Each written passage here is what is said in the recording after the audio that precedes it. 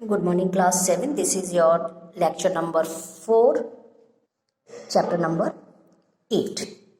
देखिए, हमने कल आपको बताया था कि आसाम में जो शंकर देव थे उन्होंने इंट्रोड्यूस किया था भक्ति को ब्रह्मपुत्र वैली में और कूच बिहार में।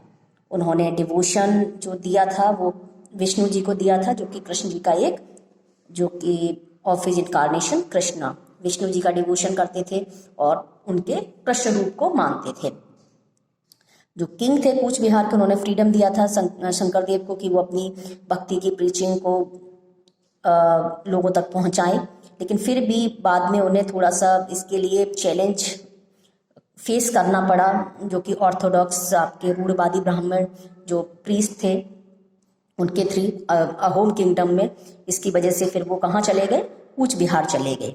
जो मोनोथिस्टिक आइडियाज थे उन्होंने बहुत इन्फ्लुएंस किया था उनके भक्ति के कंसेप्ट को, और बाद में इसीलिए उनके जो आइडियाज थे उन्हें कहा जाता था एक शरण धर्म। और वो कास्ट सिस्टम को नहीं मानते थे और उनकी जो प्रीचिंग थी उनके आइडियाज की वो लोगों तक उन्होंने अपनी लैंग्वेज में पहुंचाई।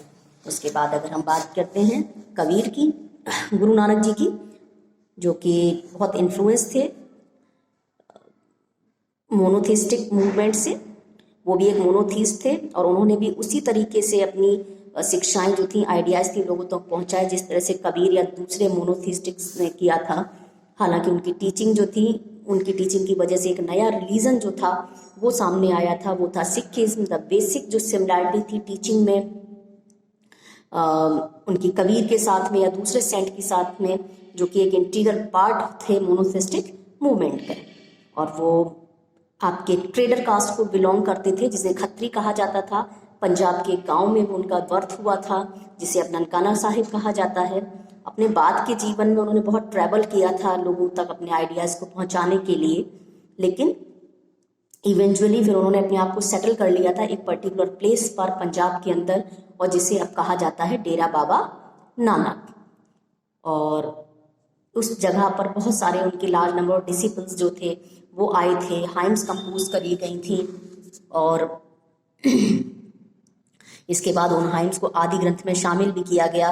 जो 5th सिख गुरु थे अर्जन, इन 1604 में उनकी जो कंपाइलेशन थी वो ऐड करी गई, और अदर फिगर्स के साथ में जैसे शेख फरीद, संत कबीर और भगत नामदेव और गुरु तेग बहादुर।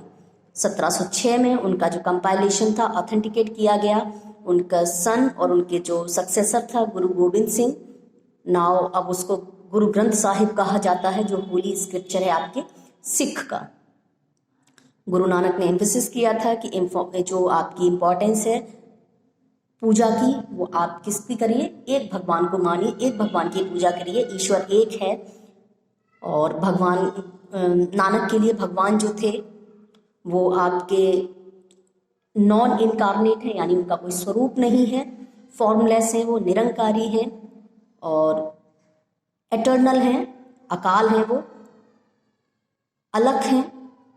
और उन्होंने ही इंसिस्टेड दैट कास्ट, उन्होंने वैसा कहा कि कास्ट, क्रीड और जेंडर वो आपके इररिलेवेंट है, उनका कोई मतलब नहीं होता है अगर आपको मुक्ति का मार्ग चाहिए। आपको मुक्ति चाहिए लिबरेशन के लिए, इस दुनिया के संसार के मोह से आपको दूर जाना है, तो उसके लिए किसी निश्चित कास्ट में जन्म लेना या किसी पर्टिकुलर रिलीजन का होना ज़रूरी नहीं होता। उनके आइडियाज़ जो थे लिबरेशन के, मुक्ति का जो मार्ग था उनका, वो आपके इनर्ट ब्लिस मतलब नहीं था कि अक्रिय नहीं होना है आपको, लेकिन आपको अपनी जो एक्टिव लाइफ के साथ साथ भी आप क्या कर सकते हैं, अपने आप को लिबरेट कर सकते हैं। आपका एक, अगर आपका एक स्ट्रॉन्ग सेंस है, आपको सोशल कमिटमेंट्स हैं, तो उनका पूरा करते करते भी आप लिबरेशन के मार्ग पर जा सकते हैं।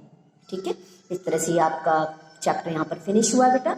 नेक्स्ट वीडियो में हम आपको एक्सरसाइज करवाएंगे।